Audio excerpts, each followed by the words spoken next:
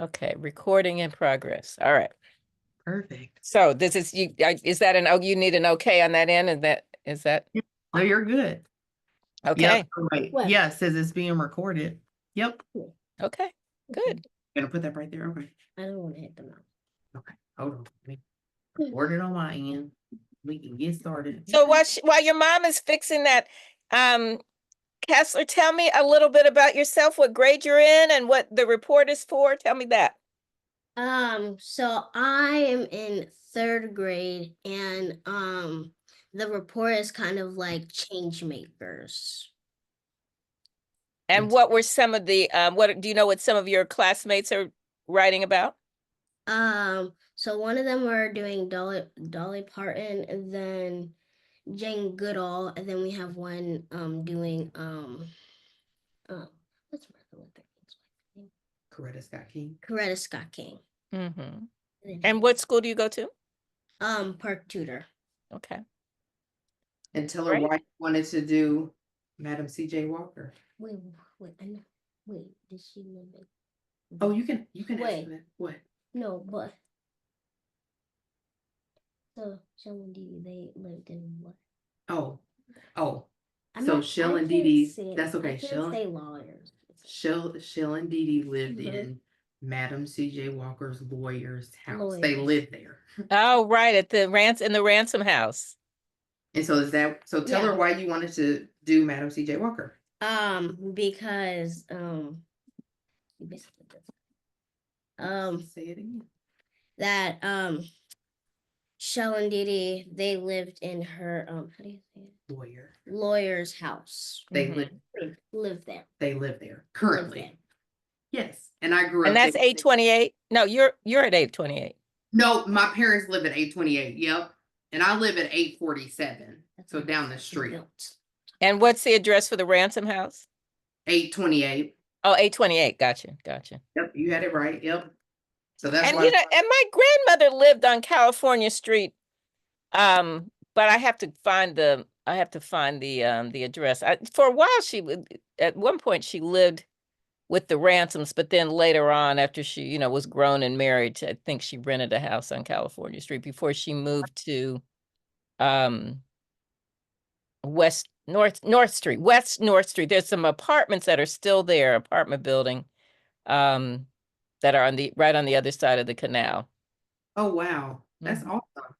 Every time I'm home, I want to go visit, and I haven't figured that out yet, how to find out who's there that I can knock on the door. Well, email me the address. Okay. So when you get a chance, and we can, figure it out.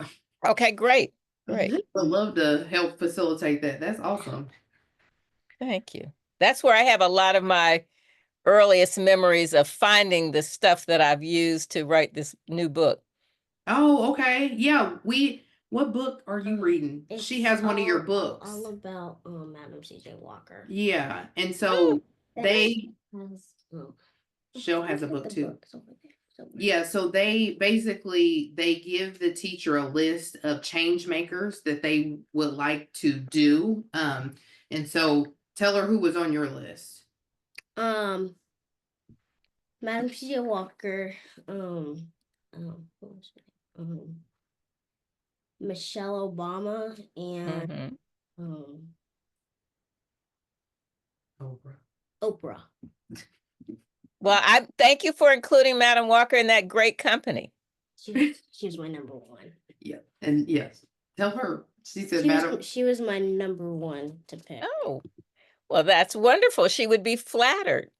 All right, you want to ask her some of your questions that you got? Yeah. She came up with questions to ask you about Madam C.J. Walker. Wonderful. What was her favorite thing to do in her life? Well, she had a lot of favorite things, but on a personal level, she really enjoyed movies. She liked music. She had many friends who were musicians. So when she hosted a dinner or had a party, she usually had live music. She also liked to play cards. Her secretary, who worked at the Walker Company from like 1916 to 1970, when I interviewed her, told me that they used to play a card game called Flint, that nobody plays anymore, but that they spent many afternoons doing that. And she also liked to drive her cars. So that was, her sort of how she spent her afternoon after she had worked really hard during the day. Okay, let's see. What did she like? What do you mean? Like, I don't really know. Like, What did she like? What to eat? yeah, to... like what to eat. Mm-hmm. Yeah. Well, you know what? I have some menus from when she had parties. But when she was growing up, remember, she was really poor when she was growing up. And she learned to cook. So she, made the best out of only a little bit. She loved to cook vegetables. I don't know how good she was at making rolls, but the woman who was her housekeeper in Indianapolis apparently made legendary rolls that were so good, everybody, the kind of rolls that melt in your mouth. So I know she enjoyed eating those rolls. But she was a cook. She learned, just so you know, I mean, she was, as I say, born really poor. She was born on a cotton plantation in Delta, Louisiana, in the same area where her parents and older siblings had been enslaved. And then, of course, she was orphaned when she was 7, married at a very young age, and then widowed when she was 20 with a little girl. And she had no real formal education. So, she didn't have a job opportunity. So she picked cotton. And then when she moved from Delta, Louisiana to St. Louis in the late 1880s, where her brothers were living, she still didn't have many opportunities. So she washed clothes for a living. Then eventually she said, I went from the wash tub to the kitchen, and she became a cook. When she started her company in Denver, she was also working for a pharmacist, and she was a cook. So she learned how to make a lot of great dishes. But then once she had some money, she hired people. She hired a housekeeper and she hired a cook, and she enjoyed having their food. And sometimes she hired some of the best caterers in New York to cook meals for her friends. I know. I wish I could hire a cook. Yes. And I think she was probably, she was the kind of boss you'd like to have, because she had done all of the work that she was asking other people to do. So she was very understanding about what it meant to do that work, and she was encouraging to people who were working for her. Yeah, that's an awesome boss. Oh, I'm pretty sure. You can talk louder. I'm pretty. What's your next question? Let's see.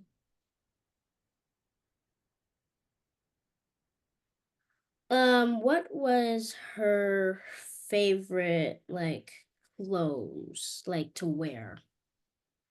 Well, you can see some of the pictures. I don't know if you and your mom have gone onto the Indiana Historical Society website, but on at indianahistory.org, there's a Madam Walker collection that's digitized, so you can see lots of photos of her. There's a book that you can probably buy at the Indiana Historical Society in their gift shop, called Madam Walker Theater Center.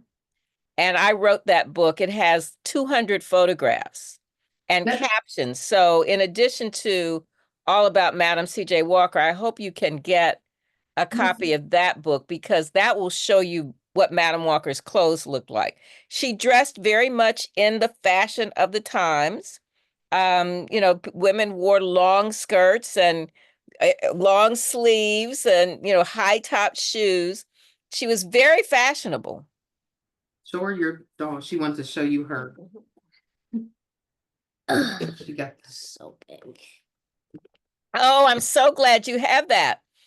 So I worked with the Barbie doll designer to come up with that to come up with her clothes. And this would be these clothes are more like late 1890s, right before she's really in business for herself. But we did the colors, turquoise and purple, because those were her favorite colors. Fun fact. Fun fact. There you go. Okay. Let's see.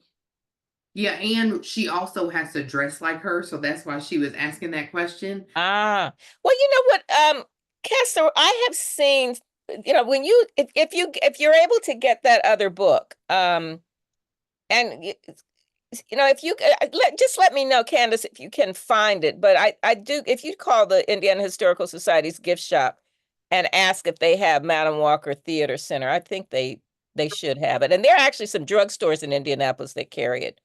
Yep, that's the But book. that will show you. But I think that what you can do, once I dressed up as Madam Walker for something, and I just wore a long black skirt, a long, long sleeve white blouse, and you can put a little, sometimes women wore, they had an extra big collar, so you can put a little collar or some pearls. And then I had on a black hat. I mean, she wore fancy hats, which you'll see in those pictures in the book as well as on the indianahistory.org website. But I think women this, wore lots of hats and a big feather in her hat. yeah, I think this is it. This is the, Yeah, yes, that is the book. So you already have it. yep, my mom has Yes. it. So you see, so in the very beginning, especially, you'll see some pictures of Madam Walker in her clothing. Yep. All right, we got the book. So you're all set. Great. Okay. You have any questions you want to ask her? No, not really. Do you have any questions? Yeah. Do you want to know where she lives? Yeah. Yeah. Yeah. Yeah. I didn't put that question in there. So I live in Washington, D.C. Oh, I grew up in Indianapolis, and I went to Grandview Elementary School, which is now Sycamore or something school. It's now a private school, but on Grandview Drive and 64th Street. yep, Sycamore, yep. And then I went to West Lane Junior High School, and I went to North Central High School, and I graduated from high school Kessler in 1970. A long time ago. But let me just say there are a couple of things if you're doing, since the theme is change makers, maybe we can talk a little bit about why Madam Walker was a change maker. Yeah. So, how much in social studies or history, have you had history class where you talk about the Civil War or World War I yet? No, I don't know that you would do that in third grade. But so I want to put this in perspective for you. But slavery existed, and that many African Americans, though not all, were enslaved people. And so Madam Walker was born Sarah Breedlove in 1867. She was the first child in her family born after the Civil War, when people were no longer enslaved. So the first person in her family born free. But at the time, women didn't have the right to vote. Even though slavery had ended, there was a lot of segregation, a lot of racism, a lot of discrimination against Black people. Very few Black people were able to get formal educations. So she had almost no opportunity. Nobody expected that this child, Sarah Breedlove, would ever be anything other than maybe a sharecropper, a farmer, a maid, a washerwoman, a cook. That was kind of the highest that any Black woman, with few exceptions, could ever expect. And just her very life, what we call the arc of her life, the trajectory, big word, the trajectory of her life was that she went from being a very poor, almost uneducated child of formerly enslaved people. But by the time she died in 1919, when she was 51 years old, she had founded a business that employed thousands of women. She had become a millionaire. She had become a philanthropist, a person who gives money to others. She had become a social justice advocate who contributed to the NAACP's anti-lynching fund. So just to go from a cabin on a cotton plantation with no real formal education into a woman who was a leader in business and who empowered other women, that alone shows what a change maker she is. Mhm. And a lot of people are kind of impressed with the fact that she became a millionaire. And that is impressive, you know, at a time when most white men, and white men were always then making more money than Black people, but at a time when most white men made $1,200 a year. Now, you have to translate that into 2025 money, but let's say, just for argument's sake, let's say that was maybe $50,000. I don't know, but there's a, Candace, there's a calculator that Okay. you can, you can change those numbers.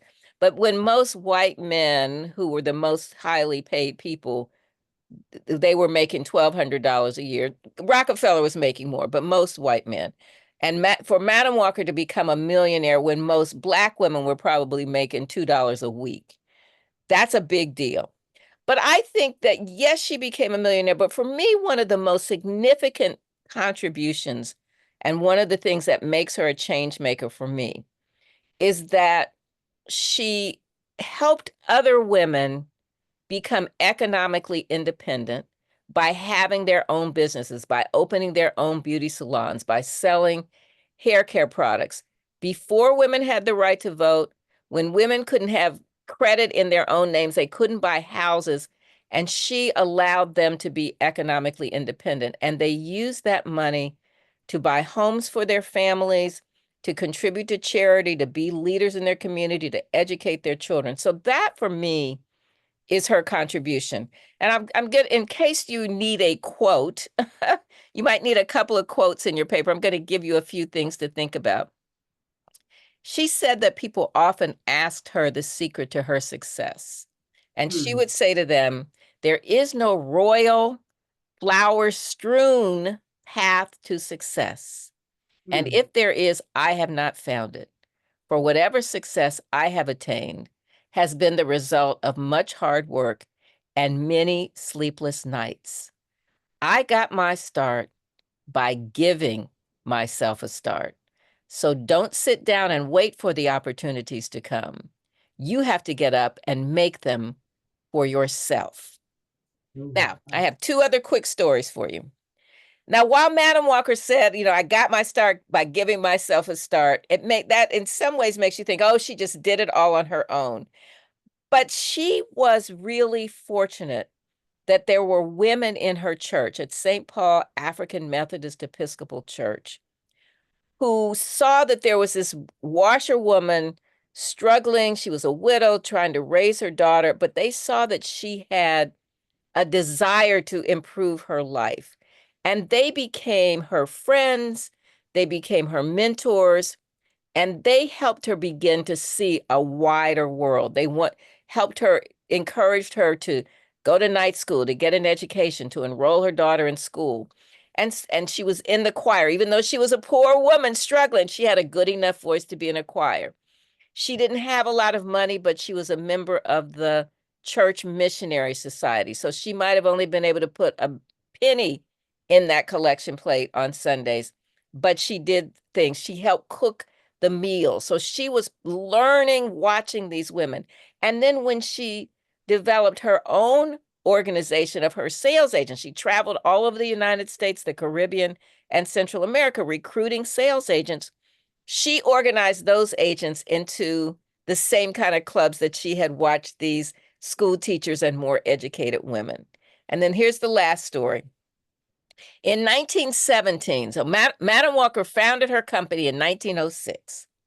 And 11 years later, in 1917, there were thousands of women who called themselves Walker agents. And then a word that she used, she said, beauty culturists, like agriculture, beauty culture. She said they were beauty culturists. So these women, 200 of these women gathered together in Philadelphia for the first national convention of the Walker sales agents. And at the convention, Madam Walker gave prizes not just to the women who had sold the most products, but to the women who had contributed the most to charity, who were leaders in their community helping other people. And she said to them, I want you to understand that as Walker agents, your first duty is to humanity. I want others to look at us and realize that we care not just about ourselves, but about others. And at the end of the convention, the women sent a telegram to President Woodrow Wilson, urging him to support legislation to make lynching a federal crime. And this was at a time when there were lots of Black people who were being killed by Ku Klux Klan and other people who did not want them to have their rights. But so I would just ask you, when you think about that sentence, your first duty is to humanity, do you have a sense of what that might mean? No, not really. All right, well, let's think about that. If you are, I'm trying to think, so at school, do you have like a clothing drive? Do you raise money for any particular causes? Have you ever worked on something like that? You Yeah. worked at the Shepherd Community Center. Remember when we went and helped people shop for the Christmas gifts for Yeah. that were less fortunate than us? Mm-hmm. We did that.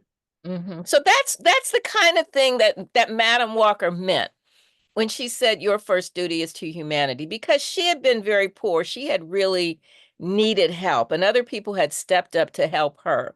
So then when she would say, I was so blessed that I wanted to help others, so that when she moved to Indianapolis at Thanksgiving and at Christmas, she gave away turkeys to people who might not have been able to afford it. She would help young musicians. She wanted to make contributions. There was a YMCA in Indianapolis that was helping young Black boys. So she helped with that. They were trying to start a YWCA. And so even though they didn't build that building during her lifetime, she was the treasurer. She let them meet in her home. So that's when she's saying your first duty is to humanity. What she's saying is, yes, you can make money and be successful and get good grades and all of those things, but the real meaning of life for her was using your gifts and your good fortune to help make your community better. So does that make sense? Yeah. Okay. So that's part of why she was a change maker. Absolutely. All right, Mommy, you want to show her the picture? We want to show you a picture that my mom found in their basement, because Okay. they do have a lot of Madam C.J. sometimes Walker, I call them Walker originals. Mama, can you bring it in here? Here she comes.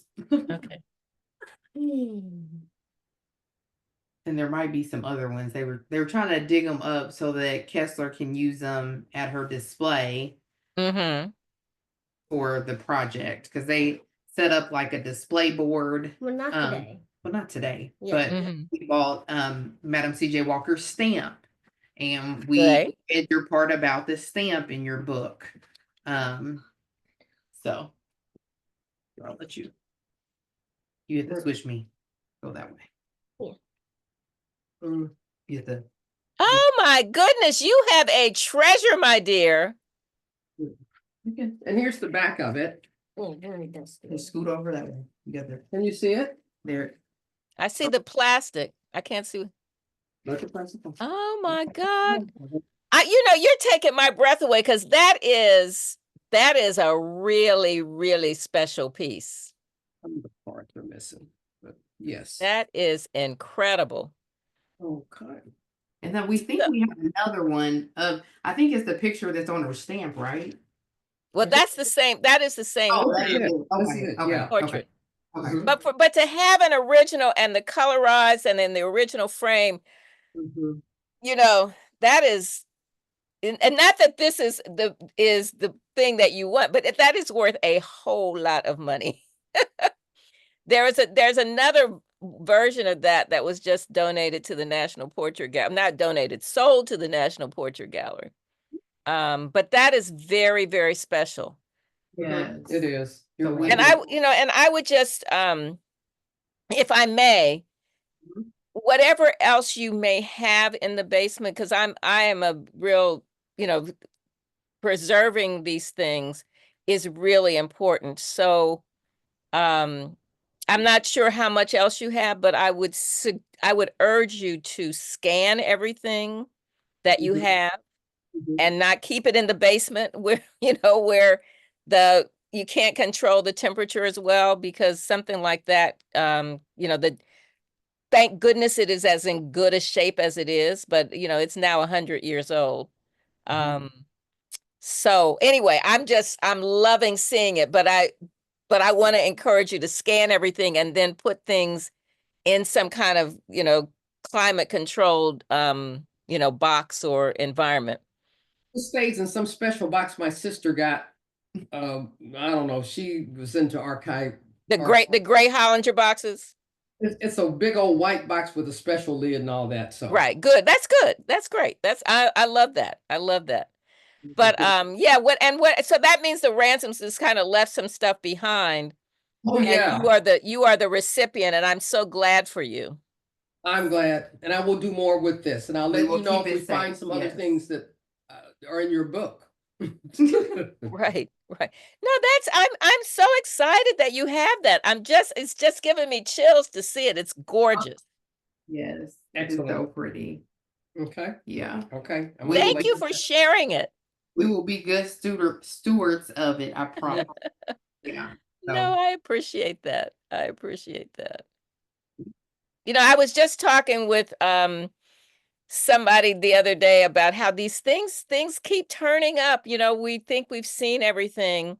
And do you know Tony Stewart at Stewart's Moving? no, I don't. Okay, so Stewart's Moving is on, what's now MLK, but right around 21st Street, when you come around that curve, there's a warehouse if you're going south on the Okay. right. And Okay. Stewart's is a black owned moving and storage company that was founded in the early 1900s. My mom knows them. Mhm. Okay. And so Tony, who turned 80 today, I talked to Tony, wished him a happy birthday. Tony had, lots of things. After my grandmother died, my grandfather moved into the apartment or was living in the apartment on North Street. And in the 1960s, he moved back to Arkansas where he had grown up, and he put a lot of things in storage at Stewart's, but he wasn't paying the bill. So I just thought, I knew there were things. I'm really fortunate to have a lot of things that I did get from him, but I just figured I'd never see those things that were in storage. And about 8 or 9 years ago, my late brother Lance was good friends with Tony, and Tony started sending me every few months a box of things that he found in the back of the warehouse. And it's like things like an autographed book from Langston Hughes to Amelia Walker, and a lot of photographs, framed photographs. So whenever I see something like that, I'm just so excited. Yes. Well, thank you. Yeah, we will be good stewards of it, I promise. Now that we I know, appreciate that. Kessler knows, because that's what we just want. It's so important.